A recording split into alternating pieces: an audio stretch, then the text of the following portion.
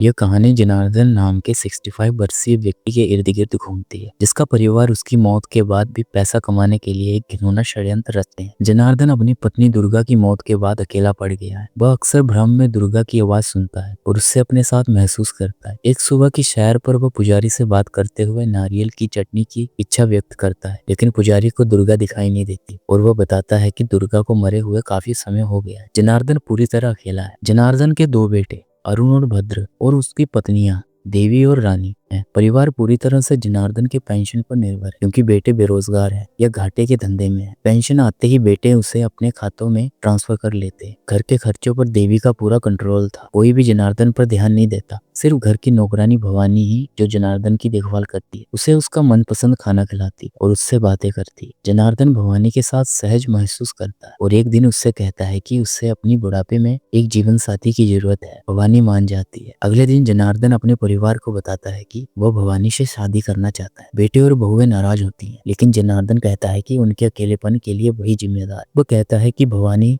उसे समझती है। परिवार किराए के मकान में रहता है और मकान मालिक परमानंद किराए के लिए उन्हें आए दिन परेशान करता है और बिजली काट देता है। शादी से पहले जनार्दन अपने दोस्त सदानंद को हैदराबाद बुलाता है। अगले सुबह जनार्दन परिवार के सामने भवानी से शादी कर ले। शादी होते ही भवानी का व्यवहार बदल जाता है और वह घर पर अधिकार जमाना शुरू कर दी। परिवार डर जाता है कि अब उसकी पेंशन भवानी को चली जाएगी। इस डर से कि देवी एक खतरनाक योजना बनाती है, जनार्दन को मारो और उससे पहले उसके नाम पर लाइफ इंश्योरेंस पॉलिसी ले लो। बेटों के नाम नॉमिन होंगे और चूंकि जनार्दन और भवानी की शादी रजिस्टर नहीं है, इसलिए भवानी को कुछ नहीं मिलेगा। लेकिन उसी रात अपनी शादी की रात जनार्दन की प्राकृतिक कारणों से मौत हो जाती है। परिणाम दुख से ज्यादा निराश होता है, क्योंकि जनार्दन बिना बीमा पॉलिसी के मर गया। तब देवी कहती है कि वे मरने के बाद भी बीमा करवा सकते हैं, लेकिन इसके लिए लाश को ताजा रखना पड़ेगा। ये सुनते ही भवानी धमकी देती है कि अगर उसे पैसे में हिस्सा नहीं मिला तो वह उनका भांडा फोड़ देगी। परिवार उसे भी शामिल कर लेता है। वे जनार्दन के शव को फ्रिज में टैप लगाकर रख देते हैं। वे उसे घर पर न होने का बहाना बनाते, लेकिन सदानंद बेहोश हो जाता है। अरुण और भद्र उसे तुरंत अस्पताल ले जाते हैं, जिससे परमानंद देख लेता है। देवी एक चालबाज इंश्योरेंस एजेंट मूर्ति ढूंढने को कहती है, जो पहले ही एक फ्रॉड केस में फंसा हुआ है। मूर्ति यह मौका देखकर तुरंत जनार्दन के घर आता है। वह लाश देखकर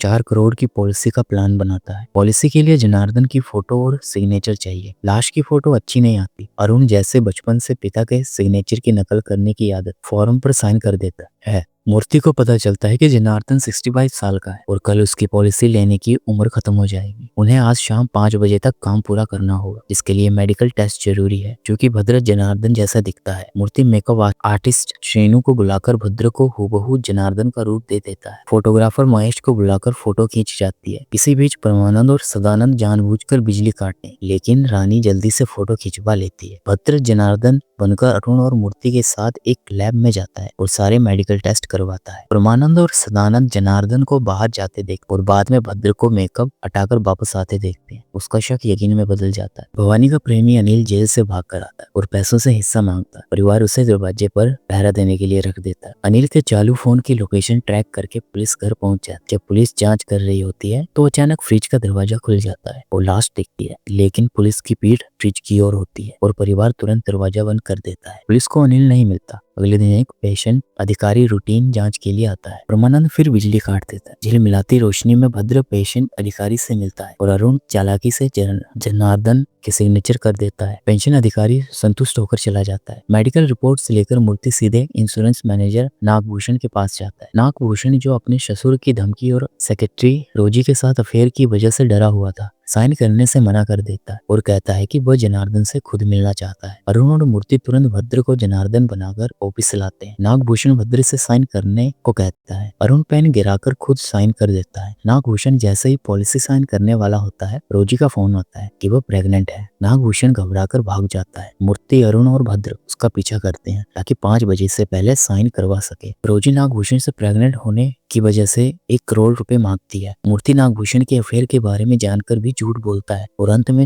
दफ्तर लौटकर नागभूषण से पॉलिसी पर साइन करवा लेता है। पॉलिसी पास हो जाती है। अगले दिन जब परिवार क्लेम फाइल करने की तैयारी करता है तो परमानंद और सदानंद पुलिस को बुलाते हैं। भवानी अचानक रोने का नाटक करती है और कहती है कि बेटों ने ही हत्या की है। पुलिस सभी को हिरासत में लेती है। मूर्ति कानूनी मदद से उन्हें रिहा करवा देती है, लेकिन क्लेम होल्ड हो जाता है। परिवार अब जनार्दन का अंतिम संस्कार कर देता है। घर लौटने पर परिवार दुखी होता है कि उन्हें कोई पैसा नहीं मिला। तभी रानी मुस्कुराती है और बताती है कि पैसा मिल गया है। उसने बताया कि नागभूषण ने रोजी को 1 करोड़ रुपए देने के लिए पॉलिसी क्लेम होने से पहले ही कंपनी के खाते से पैसे निकाल लिए थे। रानी और देवी ने मूर्ति की मदद से चालाकी से वो पैसा अपने अकाउंट में ट्रांसफर करवा लिया था। फिल्म के अंत में होता है कि जहाँ परिवार अब अमीर है और आलीशान घर में चला गया है। भवानी अनिल से कहती है उन्होंने मिलकर the one before you Janardan का इस्तेमाल किया और ये मूवी यहीं पे खत्म हो जाती है।